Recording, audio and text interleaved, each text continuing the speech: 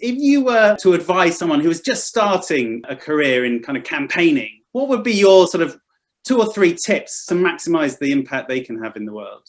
Yeah, I mean, I think my first tip would be don't lose the idealism, the spark of what brings you into activism and campaigning, right?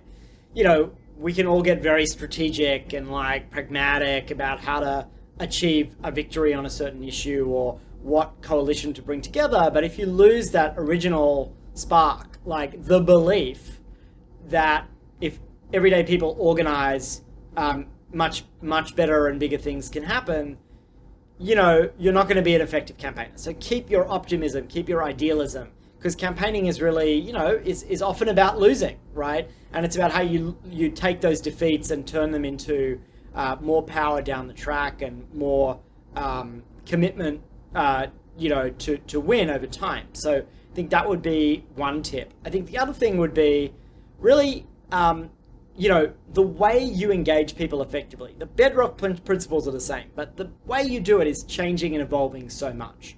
So don't get locked into any one tool, any one platform. It isn't about Twitter or Facebook or whatever. It's about, you know, constantly being at the edge of tactical innovation and experimenting with new models. And that's a lot of what we do at Purpose, right? If we were still using the same tactics we used 10 years ago, the work just wouldn't be effective. So always be thinking about new models, new ways of engaging people, new ways of reaching people, I think is really helpful. And then third, I would say, you know, look for the gaps, right? Look for where there isn't already a whole lot of great people doing great things. You often see this dynamic where some person comes into a space that's already full of great ideas and people and says, oh, you know, I'm somehow going to make this different, and they don't. Right? Whereas there are so many issues where there's just not enough public mobilization, where we need to kind of take an issue from something that's kind of obscure and behind the technocratic veil into something that regular people can understand and can act around. So I would encourage people to look for those issues rather than the issues that everybody else is working on. Can I ask the question from the other end of the telescope, which is, say, for imagination's sake, you're a 48-year-old slightly balding man in London who's been campaigning for quite a long time and used to a particular way of doing things, and is a bit sort of unsettled by all this new power and all these new ways of working and using social media to drive change and you know, the openness of and the peer-to-peer nature of new power. It's just more. There's more flux and change. How would you advise that person to ride the wave?